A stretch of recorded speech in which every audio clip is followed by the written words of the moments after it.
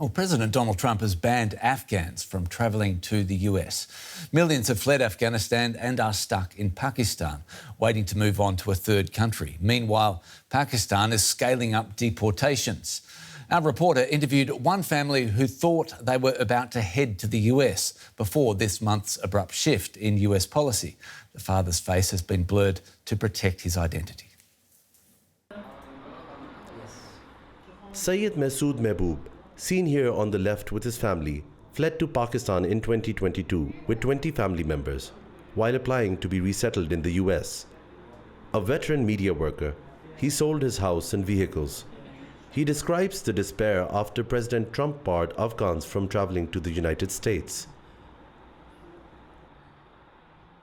When Donald Trump announced the travel ban, some people from our community in Punjab and Islamabad, one woman among them, jumped from the 5th floor and committed suicide. And one man had a heart attack.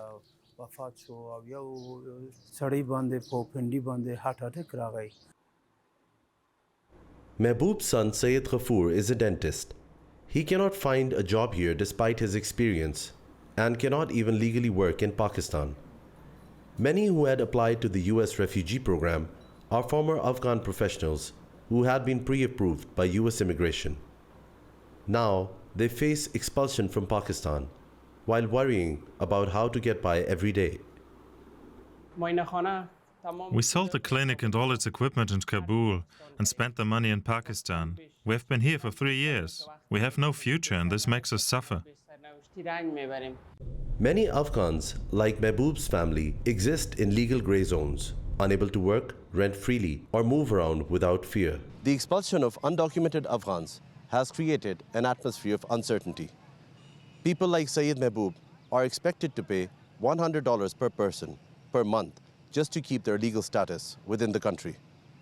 The US travel ban on one side and the Pakistani pressure on the other. The lives of these Afghans hang in limbo. Many Afghans in Pakistan have never even set foot in their home country or were brought here as children. They too face deportation. One analyst says there's a better way. Within Pakistan, at least those who were born in Pakistan or raised in Pakistan, and they could be integrated in Pakistan by the support of international community. Mehboob chose Pakistan as a temporary refuge, with the aim to move anywhere he and his family could live in safety. Now that the US cancelled its refugee program, Syed Mehboob is trapped between US policy shifts and Pakistan's tough stance towards Afghans. We had a pending American refugee case. We came here and our departure date was fixed for January the 20th. Our cases had been in process for 6 months. Now that Trump has imposed a travel ban, it has caused us a lot of trouble. Their paperwork may be complete, but that may no longer matter. With America shutting its doors and Pakistan expelling Afghans, they just don't know where their next move will be. Well, Zaman Sultani is the lead researcher for South Asia at Amnesty International. Great to see you. Do we know for a start how many Afghans are affected by Donald Trump's travel ban? Hi. I mean, many, I would say thousands, have been affected by the recent decision. And they are stranded, in Pakistan and also in other countries, unfortunately. And in terms of sharing the responsibility, what other countries in the region beyond Pakistan are hosting these Afghan refugees? Afghans, largely in large numbers, I would say in millions, are living as a refugee in Pakistan and Iran.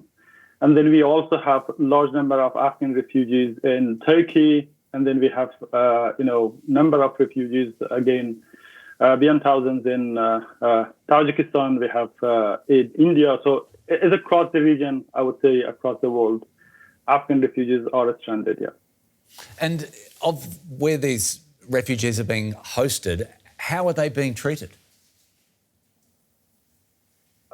They face multiple challenges that includes, denial of their access to the most basic and essential rights. That includes, right to education, right to health, right to work, and so many others. If we may say of particular, what has been happening in Pakistan over the past years, we see arbitrary arrest, as is also happening, unfortunately, in other countries, including Iran and others.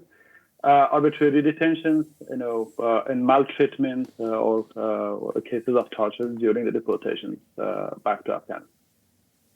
And what about the refugees inside of Afghanistan? We do talk a lot about those who have managed to leave. The internally displaced people, after 4 decades of various forms of conflict, how much of an issue does that remain, the internally displaced inside of Afghanistan today? Well, Afghanistan, unfortunately, not only has the large number of refugees among the countries in the world, but Afghanistan also has one of the largest internally displaced people, or Afghanistan is among the countries with the largest internally displaced persons.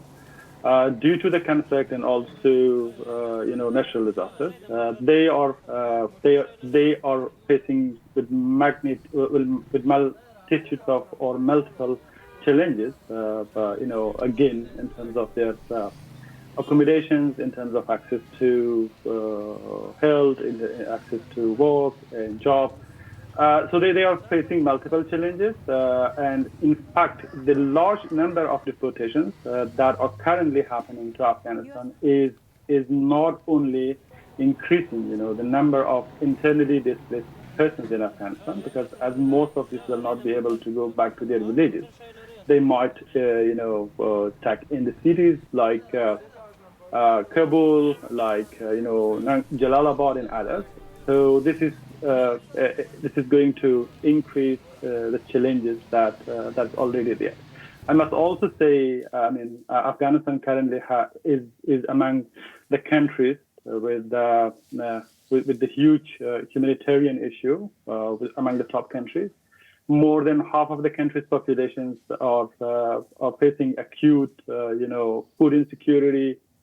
More than 1 million of children are facing malnutrition. Access to health for women breastfeeding is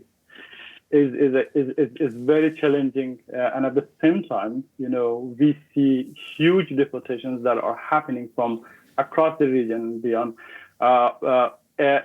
Humanitarian assistance to Afghanistan has also been declined, has also been dramatically increased, in particular after recent decisions in the U.S. and I would say. So it is quite challenging. And on top of that, you have the Taliban who act as a de facto authority. But what they do is they are systematically in a widespread, violate the rights of people, of particular women and girls, and also minorities. So if you look to the recent example from UNAMA, in Badakhshan between January and February, so the Taliban authority forced 50 male Ismaili Shia to convert to Sunni, to what the Taliban is following. So that's the situation of Zaman, I'm so sorry to interrupt. We're going to have to leave it. We're running out of time in the bulletin. Really appreciate your time today. Thank you so much. You're most welcome. Thank you.